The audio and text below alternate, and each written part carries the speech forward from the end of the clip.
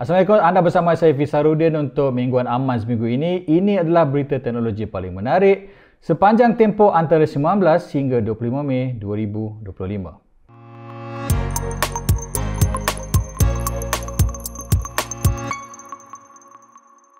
Baiklah, kita mulakan dengan berita pertama, berita tempatan di mana tabung haji menasihatkan jemaah haji dari Malaysia untuk tidak menggunakan ChatGPT ataupun Google sebagai sumber rujukan ibadah di Tanah Suci. Menurut pembimbing ibadah di Tanah Suci, Salmah Syekh Hassan, ChatGPT boleh menimbulkan pelbagai keraguan dan kesahihan dan ini sekaligus boleh merosakkan ibadah yang sedang dijalankan. Beliau menyarankan jemaah haji Malaysia untuk menggunakan ciri e-taib di dalam aplikasi TH Hujaj yang perlu dipasang oleh setiap jemaah ketika di Tanah Suci kerana setiap jawapan yang diberikan adalah menerusi mereka yang ahli dan dijawab oleh manusia. Sepanjang tempoh haji tahun ini, aplikasi ini akan beroperasi 24 jam sehari berbanding 18 jam sahaja di waktu musim umrah. Daripada musim haji, kita pergi kepada teknologi komputer riba dan minggu lalu Huawei MateBook Full Ultimate Design dilancarkan dan keunikan komputer riba ini ialah sebuah komputer riba dengan skrin yang boleh dilipat. Ini adalah peranti komputer riba boleh lipat pertama daripada Huawei. Dalam mod biasa ianya sebesar 13 inci dan kemudian menjadi lebih besar 18 inci apabila skrin dibuka. Seperti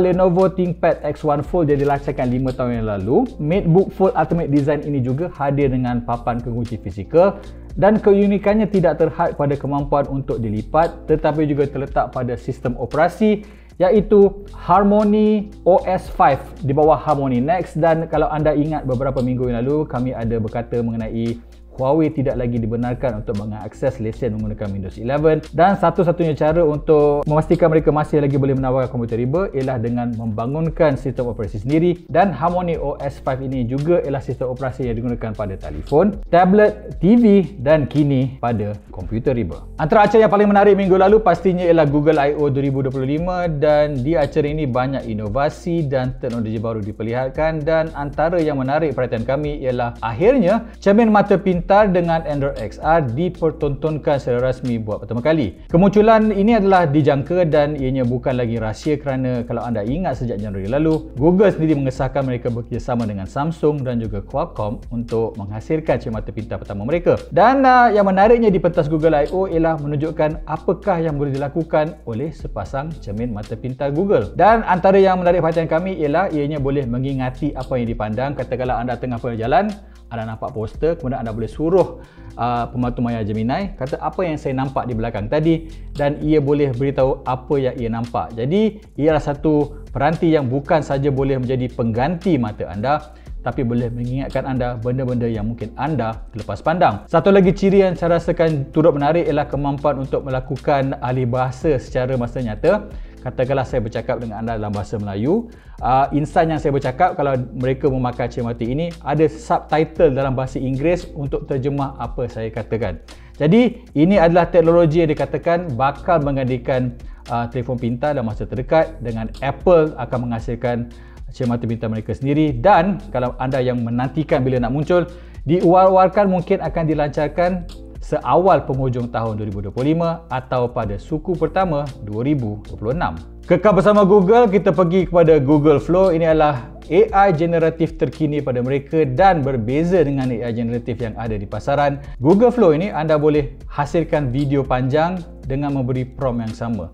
Kalau banyak AI generatif yang ada sebelum ini hanya boleh hasilkan video sepanjang 5 ke 30 saat yang tidak ada kesinambungan, dengan Google Flow sesuai dengan namanya Google Flow, anda boleh menyambung video-video pendek dari janda menjadi sebuah video pendek dan di Google I.O. ada sekitar 4 filem pendek diperlihatkan dan dihasilkan sepenuhnya menggunakan Google Flow dan ianya menggunakan model terbaru dipanggil sebagai Google VO3 dan VO3 ini unik kerana ia bukan sahaja boleh menjana video tetapi boleh menjana audio yang serasi dengan apa yang berlaku di dalam skrin. Beberapa demo yang mereka tunjukkan, ia bukan sahaja boleh bercakap dengan mulut serasi dengan audio dikeluarkan tetapi dengan kesan khas pelbagai berlaku di sekitar objek. Jadi ini bukan sahaja cool tapi juga menakutkan kerana kini kita berhadapan dengan semakin banyak kandungan deepfake.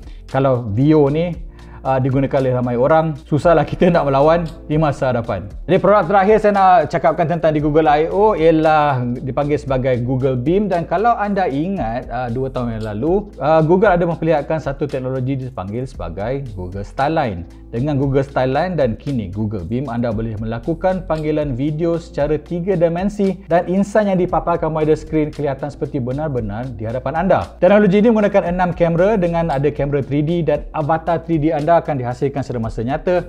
Dan antara ciri menarik diperlihatkan ialah kalau pada Google Glass tadi anda boleh nampak sari kata, dekat Google Beam ini kata saya bercakap dengan anda bahasa Melayu sekarang, insan yang menerima panggilan saya dengan Google Beam akan dengar saya bercakap dalam bahasa Inggeris atau sebarang bahasa yang mereka inginkan dengan suara saya. Jadi ini adalah kata universal translator yang bukan sahaja boleh lakukannya semasa nyata, tapi macam deepfake, saya boleh bercakap dalam apa sahaja bahasa yang saya gunakan. Pada waktu ini Google Beam tidak ditawarkan secara komersial untuk orang ramai, sebenarnya ditawarkan hanya kepada perniagaan dengan antara syarikat yang mengesahkan akan menggunakan Google Beam tahun ini ialah Salesforce, NEC dan juga Duolingo. Dan kita tutup mingguan Amas minggu ini dengan berita automotif dan suapandu di mana 100 lori elektrik beroperasi secara suapandu di Lombong di China menggunakan teknologi Huawei. Dan teknologi 5G Advanced 5G Ace Huawei digunakan oleh 100 lori yang dibangunkan oleh syarikat Huaneng Ruichi di Mongolia, China. Selepas mereka menggunakan lori ini, mereka mendapati tahap kecekapannya adalah 120% lebih baik berbanding pemandu manusia, dan lebih baik sekali tidak seperti pemandu manusia, kesemua lori ini boleh beroperasi selama 24 jam tanpa perlu dipantau oleh manusia. Teknologi Commercial Vehicle Autonomous Driving Cloud Service atau CVA DCS ini dibangunkan oleh Huawei sebagai sistem suapandu komersil untuk lori-lori dan juga sebarang kenderaan komersial. Dan menurut Huawei lagi, kalau di Lombong ini mereka gunakan 100, tapi sebenarnya CVA DCS ini boleh menyokong sehingga 300 kenderaan suapandu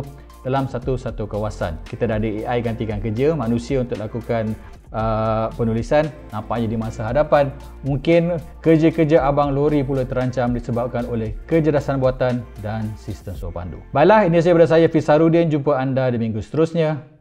Bye bye.